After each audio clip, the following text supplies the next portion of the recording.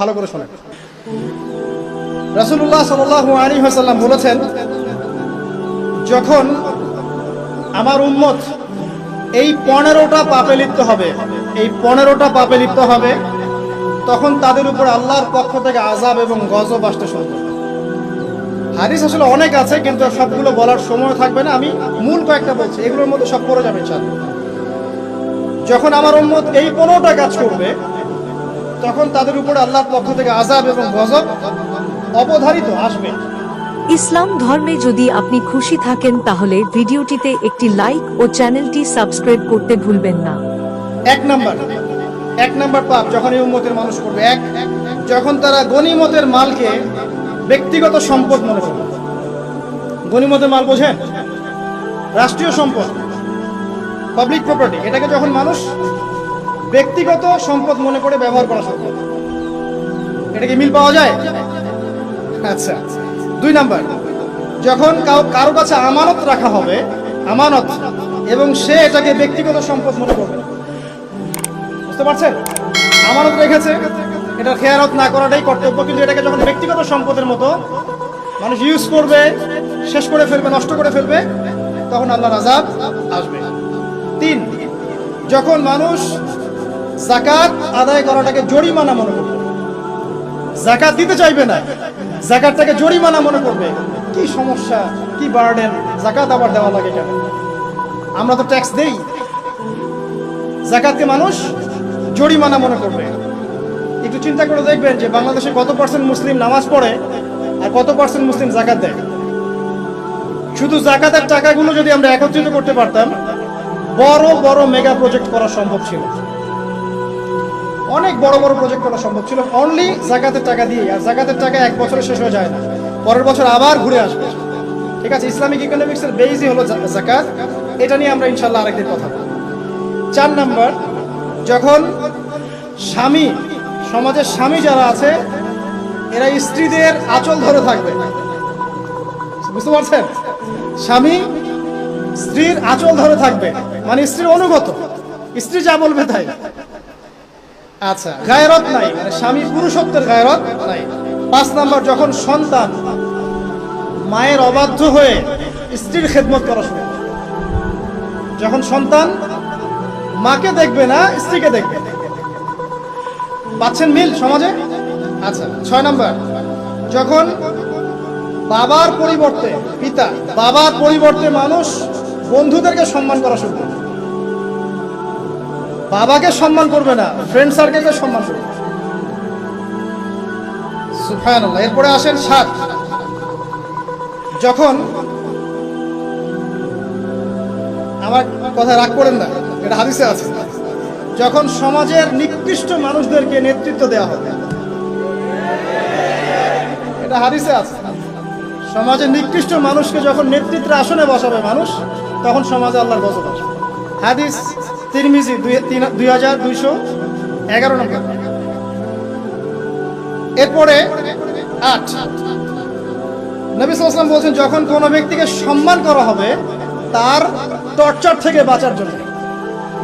যখন কোনো মানুষের সম্মান করা হবে তার শাস্তি থেকে বাঁচার জন্য, মানে মানুষ মন থেকে সম্মান আসছে না, ভয়ে আপনি সম্মান পাচ্ছেন। এই অবস্থা যখন আসবে, তখন আল্লাহর আযাব আসবে।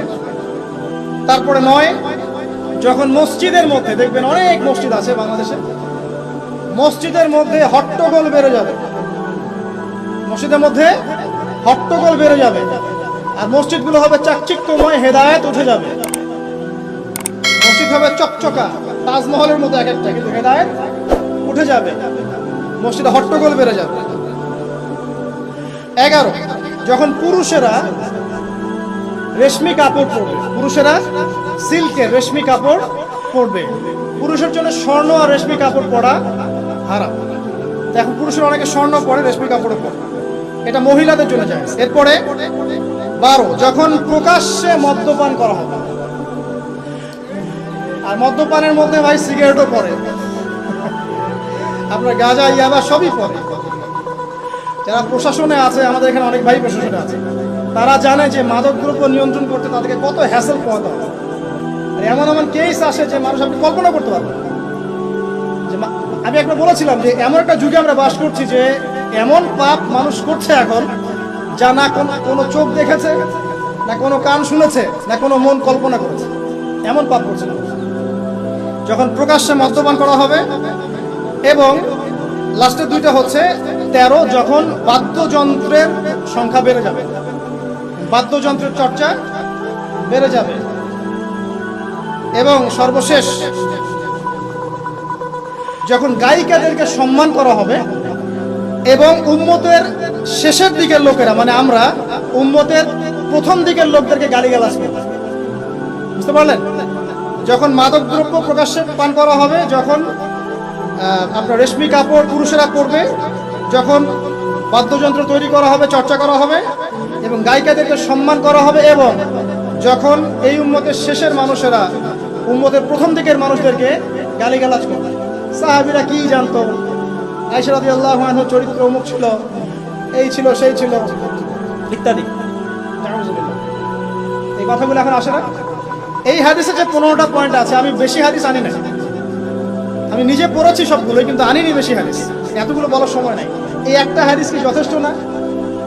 হাদিসে রাবি আলী রাদিয়াল্লাহু আনহু তিনি বলছেন, যখন এই আমলগুলো সমাজে বেশি বেশি চালু হয়ে যাবে, তখন কি হবে? নবী সাল্লাল্লাহু আলাইহি ওয়াসাল্লাম বলছেন যে তখন জমিনের মধ্যে আল্লাহর পক্ষ থেকে গজব আসবে। কি কি? 1 নাম্বার, প্রবল ঘূর্ণিঝড়, জলোচ্ছ্বাস।